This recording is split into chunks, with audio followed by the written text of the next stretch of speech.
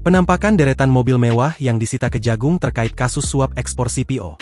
Kejaksaan Agung menyita sejumlah mobil mewah yang diduga berkaitan dengan dugaan suap dalam penanganan perkara ekspor crude palm oil di PN Jakarta Pusat.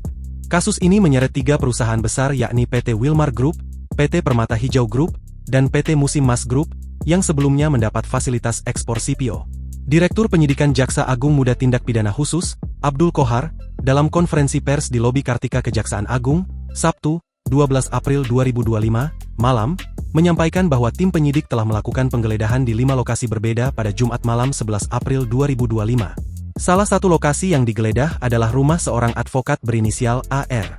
Dari lokasi tersebut, penyidik menyita 4 mobil mewah yang kini diparkir di depan gedung Kartika Kejaksaan Agung.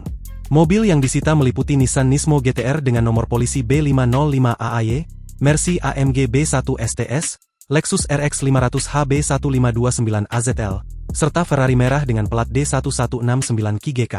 Penyidik masih mendalami status kepemilikan kendaraan-kendaraan tersebut, apakah benar milik AR atau hanya sebagai sarana untuk menyuap hakim di Pengadilan Negeri Jakarta Pusat.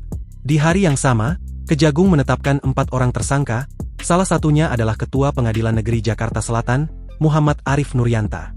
Ia sebelumnya menjabat sebagai Wakil Ketua PN Jakarta Pusat, yang menangani perkara tindak pidana korupsi. 3 tersangka lainnya adalah Panitera Muda Perdata Jakarta Utara berinisial WG, kuasa hukum korporasi Marcella Santoso, serta advokat AR.